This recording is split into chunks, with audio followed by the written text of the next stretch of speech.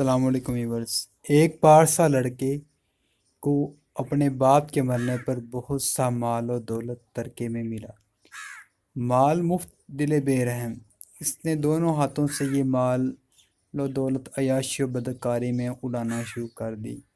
میں نے ایک بار اس سے نصیحت کی، اے بیٹے، آمدنی زیادہ خرچ نہیں کرنا چاہیے، اس کا نتیجہ ہمیشہ برا ہوتا ہے۔ اس نوجوان نے میری نصیحت کو دیوانے کی بڑھ سمجھا اور کہا، آج کی راحت کو چھوڑ کر کل کے غم میں مبتلا ہونا محض حماقت ہے۔ میں نے سمجھ لیا کہ یہ بیوقوف آدمی پر نازک ہے، بے اثر ہے، چنانچہ اس نے کنارہ کشی کر لی۔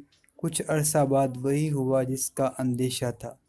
نوجوان نے تمام جائیداد عیاشی اور فضول خرچی میں برباد کر ڈالی